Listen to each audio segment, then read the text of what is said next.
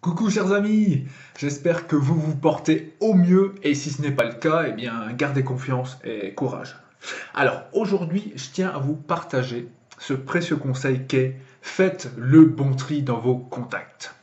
Qu'est-ce que ça veut dire? Bon, tout d'abord, j'encourage souvent les gens à tisser des liens, à créer des liens, des contacts. Et cela fera d'ailleurs l'objet d'une autre vidéo. Mais c'est vrai qu'il est très important de rencontrer, de faire de nouvelles connaissances, d'être ouvert au dialogue et ainsi de disposer d'un réseau de connaissances. Si vous y parvenez, je vous le promets, c'est vraiment très très bien. Maintenant, attention, il ne faut pas non plus tomber dans le piège qui est d'avoir trop de contacts, dont beaucoup inutiles ou peu intéressants. Vous savez, il n'y a que 24 heures dans une journée et nous ne pouvons pas nous occuper de tout le monde. Il ne faut donc jamais oublier de penser à la qualité de nos contacts. D'où l'intérêt de régulièrement faire un tri intelligent. Alors, comment différencier un contact de qualité ou non?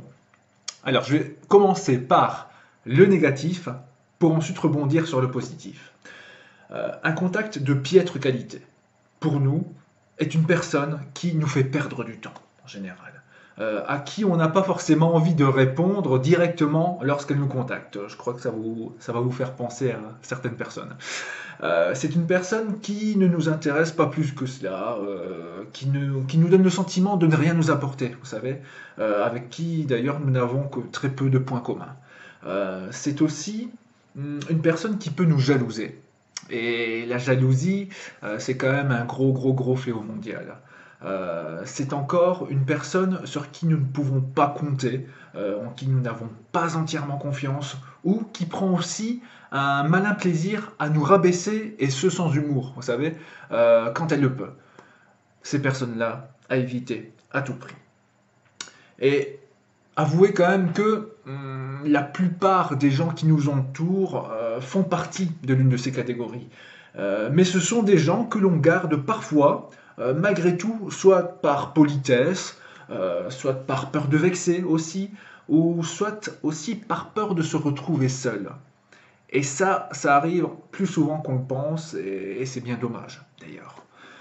Par contre, je vous rassure, je reviens sur le positif, une personne de qualité est une personne qui nous apprécie pour ce que nous sommes, en qui nous pouvons avoir entièrement confiance, qui nous tire vers le haut, qui nous passionne et qui se passionne pour ce que nous sommes et ce que nous faisons.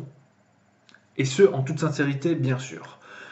C'est aussi une personne qui ne nous envie pas, mais qui nous soutient, tout en étant honnête avec nous, on est d'accord. En général, vous savez, ce sont des personnes dont nous ne nous lassons jamais, ou presque pas. En général, vous verrez, c'est un bon signe. Eh bien, si nous voulons avancer dans la vie, si nous voulons atteindre nos objectifs, si nous désirons constamment évoluer et vivre heureux, eh bien, il est très important de garder ces gens-là. Et si possible, de ne garder que ces gens-là. Et allons encore plus loin. Ces gens-là, en qui nous croyons, eh bien, chouchoutons-les. Montrons-leur que nous les apprécions ou que nous les aimons. Vous savez, ce n'est pas compliqué de dire à quelqu'un que nous apprécions sa présence et le fait de passer du temps avec. C'est gratuit et ça fait toujours très plaisir. Ainsi, si nous faisons cela, eh bien, nous allons renforcer le lien avec ces gens-là, qu'ils soient de notre famille, des amis, collègues ou que sais-je. Et si le lien avec ces gens-là est fort et durable, alors vous verrez que cela nous apportera un bon lot d'étincelles dans nos petites vies. Vous verrez. Alors, évidemment, vous me direz que ce n'est pas toujours évident de casser un lien ou d'éviter le contact avec des gens indésirables ou qui ne nous apportent rien. Et vous avez tout à fait raison. Ben oui, parfois c'est totalement inévitable. Vous savez, ce n'est pas blanc ou noir. Mais par contre, et c'est là la clé, c'est que nous pouvons faire le maximum pour freiner les indésirables et attirer les bonnes personnes de notre côté. Comment? Eh bien, provoquons le contact avec les bons et limitons-nous au minimum avec les autres. Si par exemple, je ne sais pas moi, au travail, il y a un collègue avec qui vous avez un peu de mal, eh bien, essayez de vous limiter à l'aspect professionnel, bien sûr, tout en gardant le respect nécessaire. On est d'accord? Ainsi, si on se limite, eh bien, nous gaspillerons le moins de temps possible, et ce temps-là, non gâché, eh bien, nous pourrons le consacrer soit à nous ou à ceux qui nous sont vraiment chers. Résumé du jour, donc, oui, créons des contacts, tissons des liens, construisons notre réseau, mais régulièrement, prenons du recul et faisons le point sur ces contacts.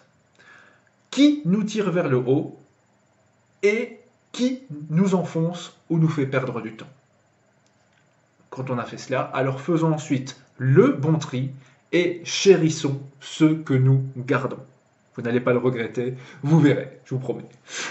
Sur ce, chers amis, moi je vous embrasse très très fort et je vous souhaite plein de joyeux moments.